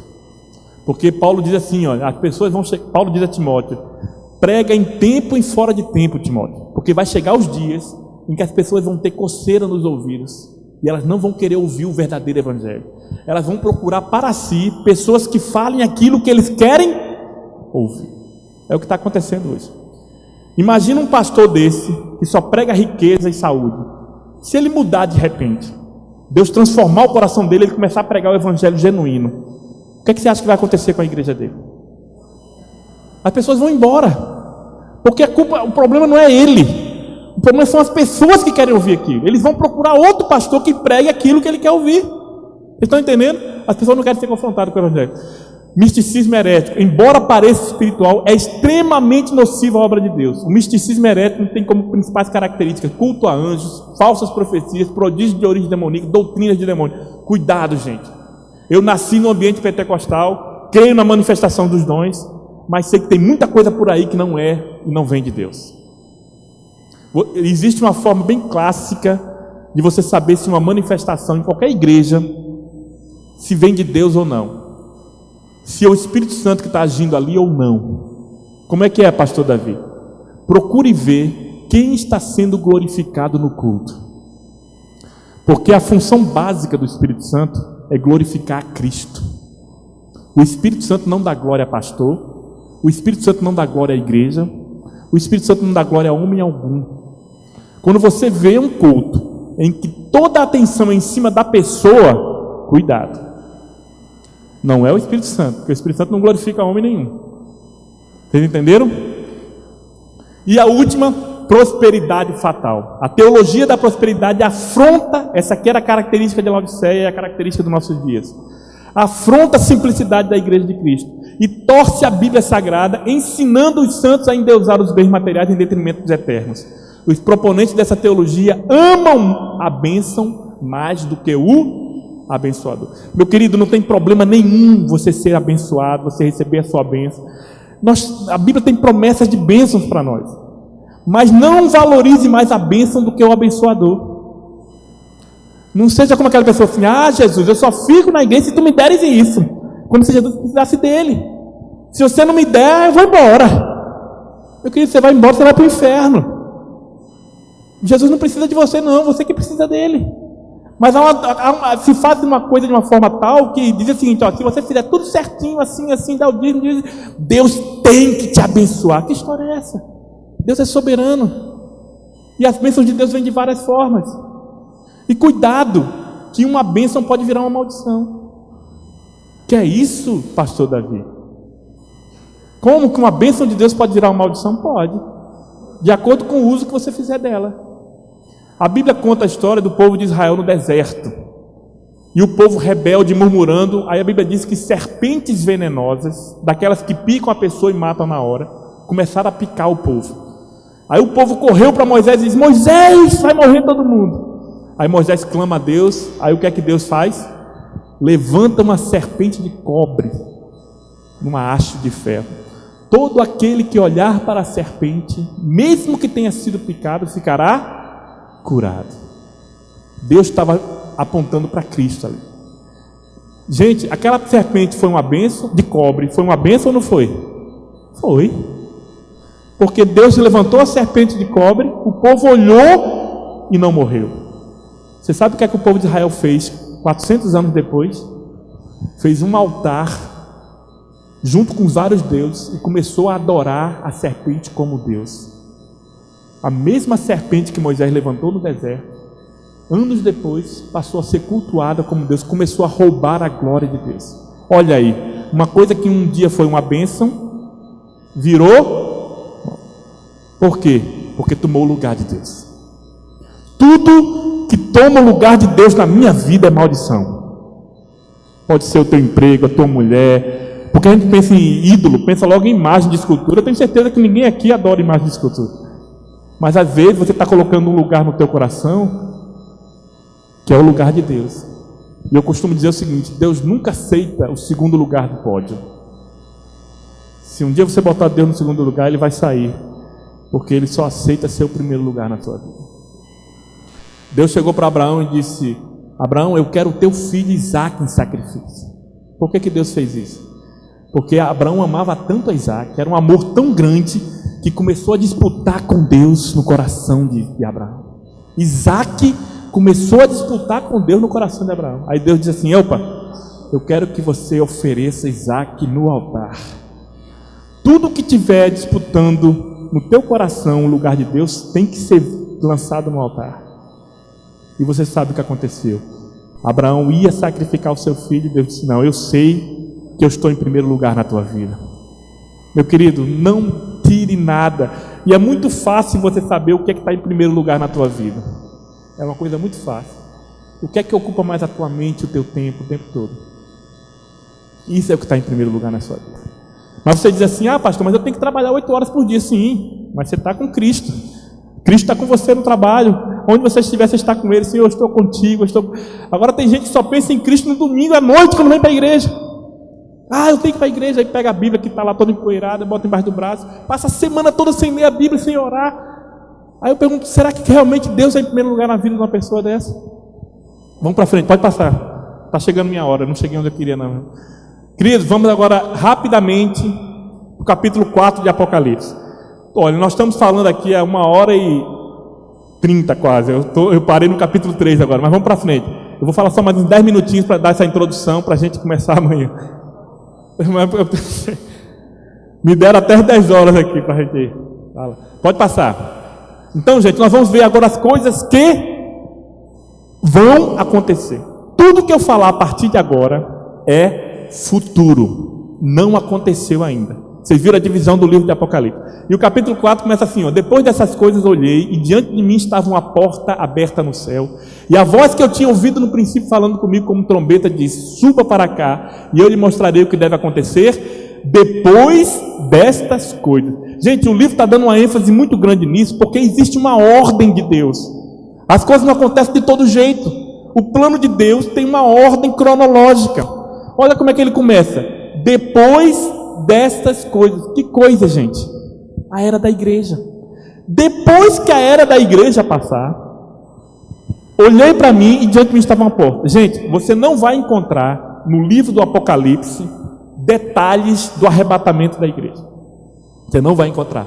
Se você quiser estudar bem o arrebatamento, você tem que ir para 2 Tessalonicenses 4, João 14, quando Jesus reúne seus discípulos e diz assim: não se turbem o vosso coração, nem se atemorize. Na casa de meu pai há muitas moradas. Se não fosse assim, eu vos teria dito: vou preparar lugar. E quando eu for e vos preparar lugar, virei outra vez e vos levarei para mim mesmo, para que onde eu estiver, estejais vós. Foi a primeira vez que a igreja, os discípulos ouviram falar sobre o arrebatamento da igreja. Foi o próprio Cristo que falou. Mas o homem de Deus que recebeu a revelação detalhada do arrebatamento foi o apóstolo Paulo. Você se lembra que Paulo foi arrebatado ao terceiro céu? Gente, Paulo ouviu do arrebatamento, não foi ninguém que contou a ele, não. Deus contou a ele. E ele relata isso no livro de Tessalonicenses, no livro de Coríntios, que ele relata bem detalhadamente sobre o arrebatamento. Mas eu posso adiantar a você que no arrebatamento ele não vai colocar os seus pés aqui na terra. Jesus vai vir junto com os mortos e nós vamos ao encontro dele. Como vai se dar isso? A Bíblia diz que vai ser num abrir e fechar de olhos. Você já piscou aí? Quanto tempo levou? Pois vai ser menos que isso. A Bíblia usou essa expressão piscar porque era o menor tempo que eles imaginavam, era isso. Por que eu estou falando sobre o arrebatamento? Porque João aqui está na terra. Tudo que João ouviu até agora, ele estava em espírito na terra. Aí ele ouve uma voz dizendo assim, ó: suba para cá e lhe mostrarei o que deve acontecer depois dessas coisas. A partir de agora, tudo que João vai ver, ele vai ver sob uma perspectiva celestial. Então João aqui, gente, entra aquilo que eu estou falando. João aqui simboliza a igreja. É como se a igreja não estivesse mais na terra para presenciar o que vai acontecer a partir de agora. Está entendendo? Então nós cremos aqui que João aqui representa então a igreja. Pode passar. 15 eventos contrastantes entre segunda vinda e arrebatamento. Eu gosto de colocar isso aqui porque há muita confusão em relação a isso. Às vezes eu vejo alguém lendo um versículo que diz respeito à segunda vinda em glória e ele diz que é o arrebatamento e vice-versa. Mas aqui está a diferença entre um e outro. Isso aqui, gente, vai estar na apostila que eu vou deixar com Levi bem detalhadamente, porque talvez não dê tempo de você copiar aqui. Mas aqui está 15 diferenças para você saber se um evento, se o texto está falando do arrebatamento ou da segunda vinda. Eu posso lhe dizer o seguinte: no arrebatamento, os habitantes da terra, as pessoas que viverem aqui na terra, não vão ver a Cristo. Agora, na segunda vinda em glória, a Bíblia diz que todo o olho o verá. Aí quando Jesus diz lá em Mateus 24, porque assim como um relâmpago que sai do oriente e se mostra no ocidente, assim será também na vinda do Filho. Está falando de arrebatamento ou segunda vinda? Segunda vinda, porque o relâmpago, quando rasga o céu, todo mundo não vê? O arrebatamento, gente, ele é visível só para a igreja. Nós vamos nos encontrar com ele. Nós vamos falar, não vai dar para falar detalhes sobre o arrebatamento, mas alguns trechos aqui nós vamos estar lendo aqui. Então, gente, tem algumas diferenças aqui, né? Por exemplo, no arrebatamento, tempo de alegria. Na segunda vinda, tempo de lamento para os que estiverem aqui na terra. Vai ser o julgamento de Cristo. No arrebatamento, nenhuma menção a Satanás, não é mencionado. Na segunda vinda, Satanás é preso por 1000 anos para ser estabelecido o milênio. Mas pode passar, querido. Por que o pastor Davi é pré-tribulacionista? Que termo é esse? Pré-tribulacionista quer dizer o seguinte: eu creio que a igreja vai ser arrebatada antes do período da tribulação. Tem irmãos meus, crentes, salvos, lavados e remidos no sangue de Cristo, que creem que a igreja vai estar aqui na tribulação. Gente, não é isso que vai dizer se você vai ser salvo ou não.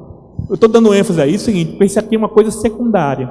É importante para o estudo da escatologia? Porque vai definir a forma de você interpretar o texto profético. Mas não vai definir se você é salvo. Porque o que nós não podemos distinguir é naquela coisa fundamental. Ou seja, Bíblia como regra de fé e prática. Salvação pela graça mediante a fé. Isso aqui é fundamental, gente. Eu creio na Bíblia como regra de fé. Então, se uma pessoa não crê, não tem comunhão comigo nesse aspecto. Agora, com relação à escatologia, não. Então, por que eu sou pré-tribulacionista? Existem, gente, basicamente três interpretações. Tem gente que diz, o período da tribulação, nós vamos ver aqui, vai demorar 7 anos. Certo? 7 anos. E tem gente que diz que a igreja vai ser arrebatada antes da tribulação. Tem gente que diz que a igreja vai ser arrebatada no meio da tribulação. São chamados mid-tribulacionistas ou meso-tribulacionistas, porque a grande tribulação mesmo é a segunda metade. E tem gente que diz que a igreja vai ser arrebatada pós-tribulacionista.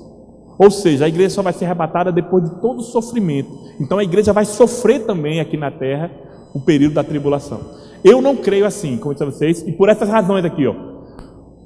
O Senhor Jesus prometeu nos livrar. O que é que diz Apocalipse 3,10? Como guardastes a palavra da minha paciência, também eu te guardarei da hora da tentação que há de vir sobre todo o mundo, para tentar os que habitam da terra. Jesus disse isso aí para quem? Para a igreja de Filadélfia.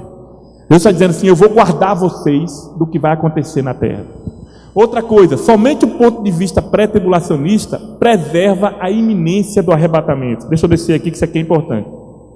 Existe uma teoria chamada teoria da iminência, que foi ensinada desde o primeiro século. O que é um evento iminente?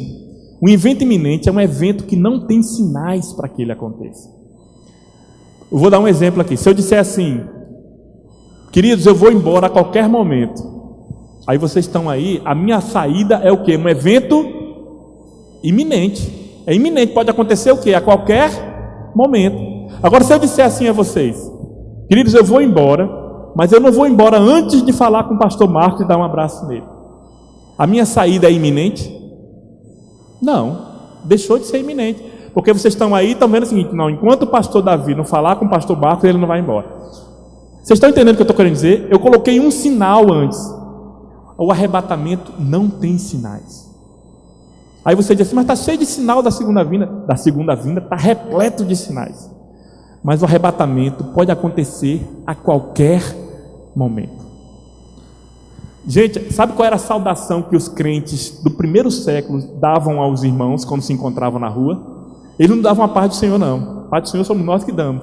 Quando um crente encontrava o outro, ele usava uma expressão em aramaico, que é Maraatá.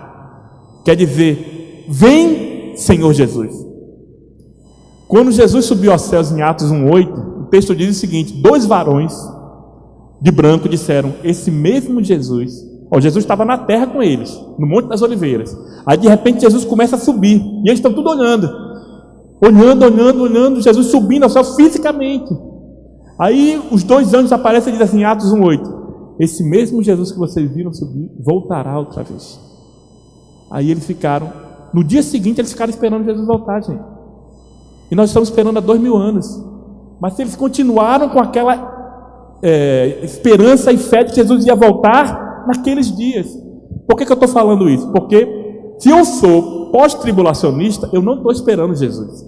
Eu estou esperando o anticristo. Porque para a tribulação chegar, o anticristo chega primeiro. Vocês estão entendendo? O único que preserva a iminência de Cristo é quem acredita no arrebatamento pré-tribulacional. Amém? Pode passar. A igreja será liberta da ira vindoura. 1 Tessalonicenses 1,10. Gente, isso aqui é só figura, viu? Não acho que vai ser assim não. O arrebatamento vai ser uma coisa tão rápida e... Isso aqui é só para ilustrar. Os crentes não estão destinados para a ira. 1 Tessalonicenses 5,9. Seremos salvos por ele da ira. Romanos 5,9. A natureza da tribulação, época de ira, treva, julgamento, indignação, destruição e morte, impede que a igreja passe por qualquer fase dela. O que é que diz Romanos 8,1? Nenhuma condenação há para os que estão em Cristo Jesus. Como é que Romanos diz que nenhuma condenação há para os que estão em Cristo Jesus, se o crente vai passar pela tribulação da terra, né? E por último, a igreja está ausente em Apocalipse 4,18. Se você tiver a curiosidade de ler o livro de Apocalipse, do capítulo 4 até o capítulo 18, você não vai ouvir mais falar da igreja. A igreja desaparece. Vocês viram que a gente ficou falando da igreja aqui no capítulo 2, no capítulo 3. A partir do capítulo 4, João não fala mais da igreja. Por quê? Porque João vai falar dos juízos aqui da terra e a igreja não está mais aqui. Pode passar. Pronto, então, amanhã nós vamos entrar na tribulação. Amém? Quem quer entrar na tribulação? Mas na tribulação só para estudar. Pastor, desculpe ter passado o horário aqui, mas não deu para chegar onde eu queria, mas foi importante aqui, porque às vezes eu faço um planejamento, mas Deus faz outro, né? E as coisas acontecem como Deus quer, né? Então eu agradeço, meus amados, e nós vamos começar então a partir do capítulo 4. Leia o capítulo 4 hoje à noite, o capítulo 5, 6, 7, porque vai ficar mais fácil você entender o que vai ser falado aqui. Amém? Deus nos abençoe.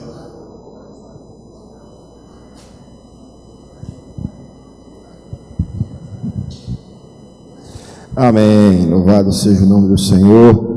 Nós vamos ficar. Quem gostou hoje da noite, foi bom para vocês? Amém. Tem alguma apostila, pastor Davi? Há quanto tempo isso?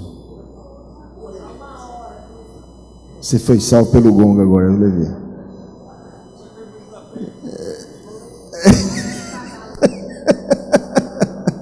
Pronto, o irmão Levi vai passar o arquivo e a gente vai imprimir as apostilas e eu vou pedir para que a irmã Nauri, né, a irmã Patrícia, né, Patrícia também está aqui. Você deu o nome a ela? Ok, tem um exemplar aqui, bem feito. Dê o nome à irmã Patrícia. Patrícia, fique em pé aí, por favor.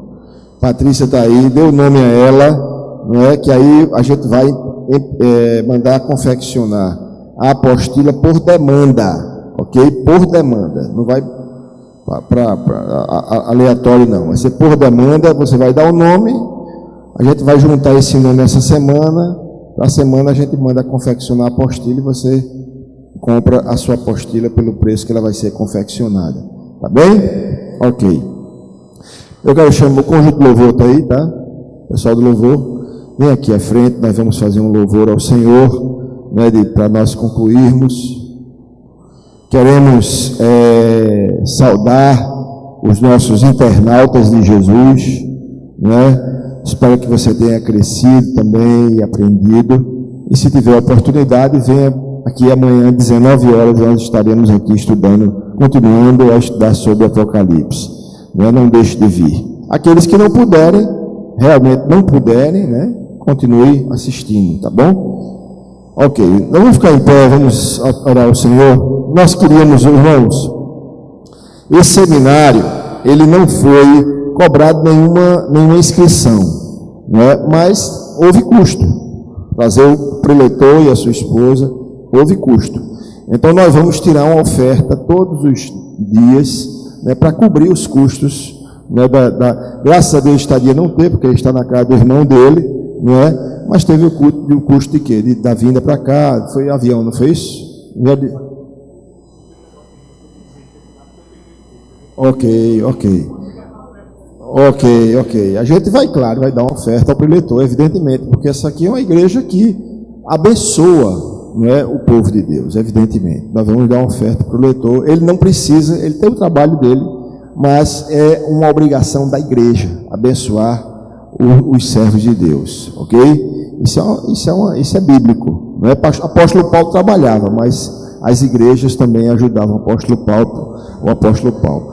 Então nós vamos abençoar e vamos tirar uma oferta todo período para poder cobrir o custo do seminário e também ofertar ao nosso palestrante o que o Senhor assim aprouver. Feche seus olhos, vamos orar e traga a sua oferta aqui. Tá? Alguém tem a chave aqui? Nossos mordomos e ecônimos, Lula, o pastor Libério está sempre com essa sua chave abençoada. Muito bem. Nós feche seus olhos, vamos orar. Pai, na tua presença entregamos agora, ó Deus, a nossa oferta em nome de Jesus Cristo, consagramos a Ti. Ó Deus, multiplica o Teu recurso em Tua igreja, e nós Te agradecemos pela elucidação que Tens nos dado neste dia, no que diz respeito à Tua palavra. Continua abençoando o Teu povo, Senhor, e que Tu possas, ó Deus, em nome de Jesus, receber a nossa oferta que deitaremos no altar, em nome santo e poderoso do Senhor Jesus. Amém. Sai, enquanto louvamos a Deus, sai do seu lugar e oferta ao Senhor, em nome de Jesus.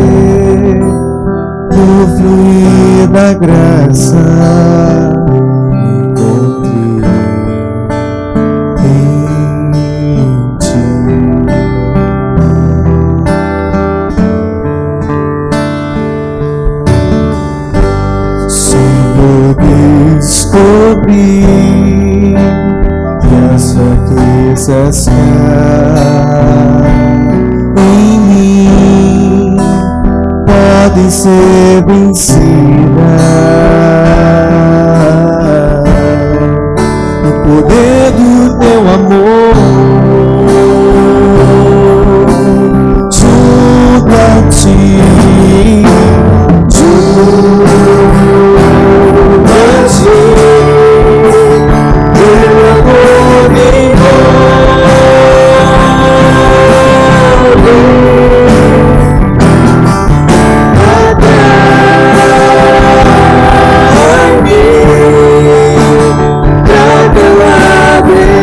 Sabe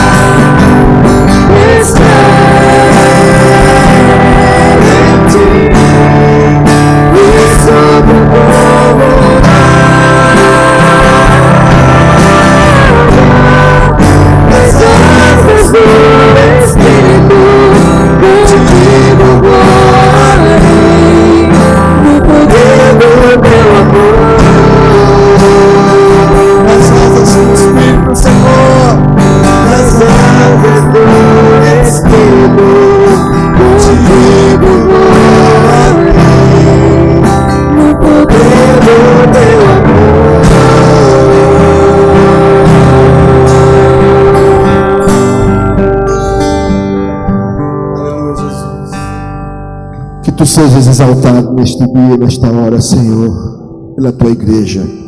Recebe a adoração, recebe o louvor, recebe a nossa gratidão a ti, pelo que Cristo fez na cruz por nós. Pai, nós bendizemos o teu